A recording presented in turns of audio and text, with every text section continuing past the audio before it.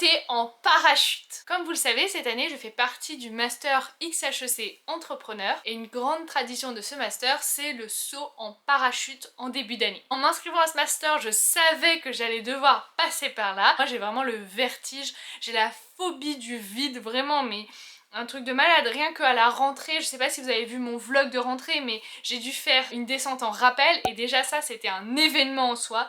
Donc un saut en parachute, on n'en parle même pas. Donc vraiment je me suis préparée cet été à ça. On s'entraîne au saut en parachute. Donc là c'est en pleine préparation de ça. L'idée c'est de faire un truc folie et de kiffer. Et ensuite, bim, on va courir dans l'eau. Et on saute dans l'eau.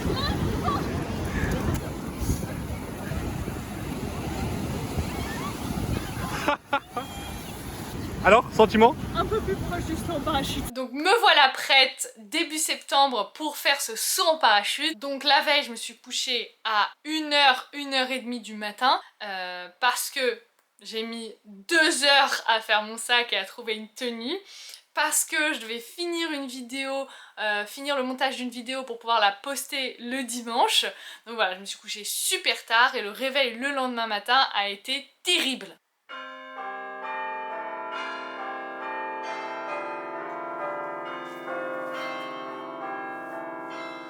C'est reparti pour un réveil encore hyper tôt. On commence à avoir l'habitude.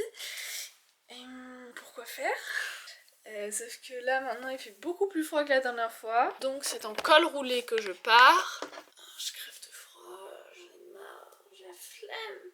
C'est parti pour aller prendre le Uber, j'espère qu'il n'y aura pas de soucis. Are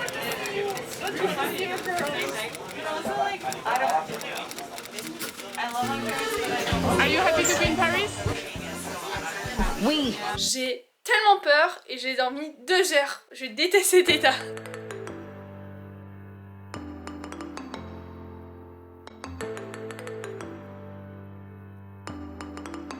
Quand on est arrivé sur place, déjà il faisait je crois 0 degré et on a commencé par un petit briefing des moniteurs. Comme ça, une main ici, une main ici. Chaque moniteur va vous préciser après si c'est comme ça, mais dans l'idée c'est les 2 mains au harnais. Moi j'avais du mal à me projeter parce qu'en fait je savais que j'allais sauter en fin de journée. J'ai entendu tout le monde raconter comment ça s'était passé, tout le monde n'arrêtait pas de me dire waouh c'est vraiment incroyable, c'est une sensation de malade, la chute libre elle est hyper impressionnante, mais ensuite une fois que t'as ouvert le parachute, tu vois le paysage, tu profites, et du coup petit à petit à force d'écouter tout le monde en parler, j'appréhendais beaucoup moins, et du coup voilà, j'attendais mon tour et ensuite on m'a appelé.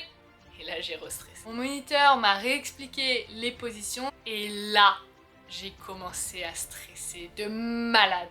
Alors je commence à avoir trop peur, mais c'est ok. C'était...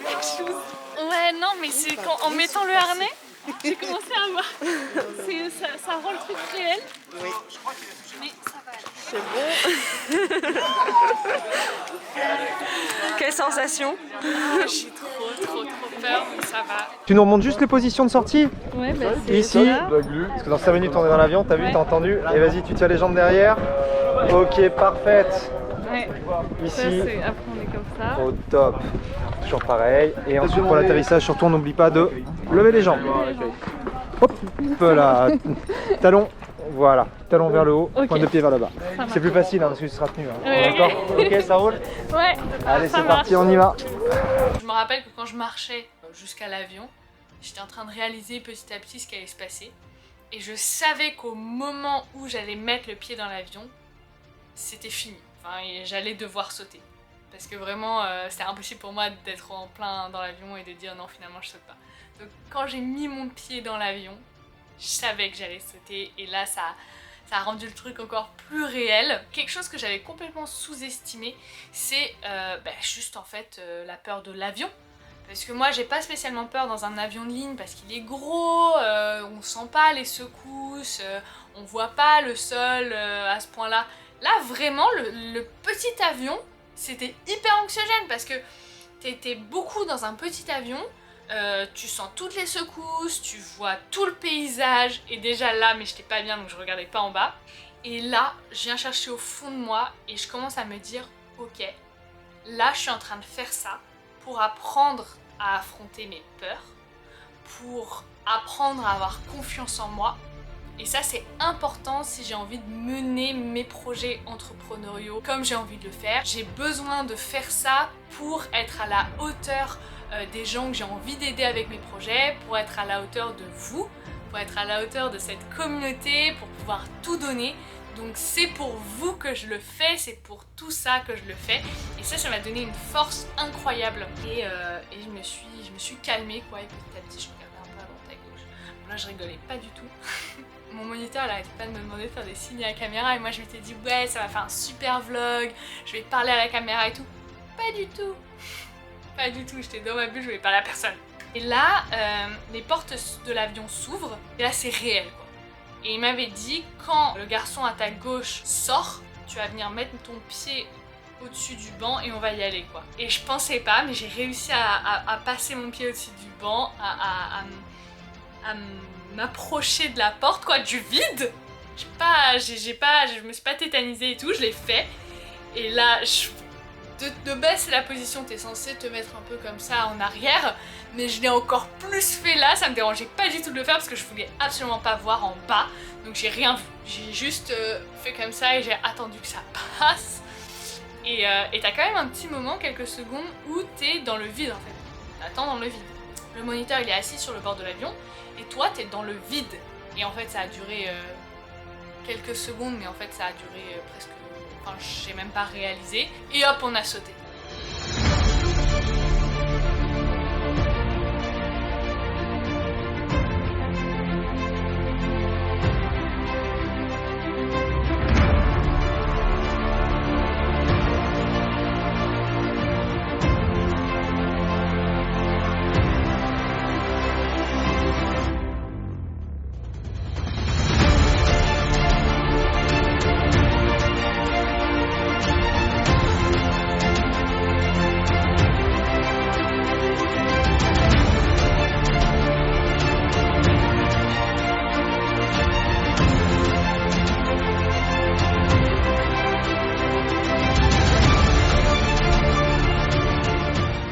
Et là, la chute libre, elle dure 1 minute quand même. 1 minute. Et au bout d'1 minute, le moniteur, il ouvre son parachute. Et moi, je m'attendais à un sentiment de soulagement. Pas du tout. En fait, pour les gens qui ont la peur du vide, le fait qu'on mette le parachute, ça change rien. On est toujours dans le vide, en fait. Et du coup, je vois en quoi la descente en chute libre, elle est impressionnante parce qu'elle donne des sensations fortes. Mais même quand on ouvre le parachute, en fait, moi, je suis toujours dans le vide. Je vois toujours le sol en bas qui est loin et moi qui suis en l'air comme ça. Donc ça allait pas du tout, vraiment ça allait pas du tout, je voulais qu'on atterrisse le plus rapidement possible. Sauf qu'en fait la petite balade en parachute elle dure 10-12 minutes quoi. Donc j'ai attendu, encore. Mon moniteur il m'a demandé si je voulais piloter un peu le parachute. Et je lui ai dit non merci. Impossible de toucher à ce parachute.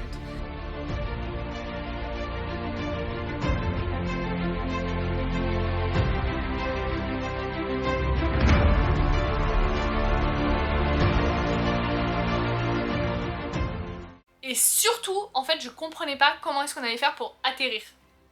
Au départ, on nous avait dit que le moment le plus dangereux, c'est l'atterrissage, parce que si tu fais mal la position, en fait, tu peux vraiment te casser une jambe.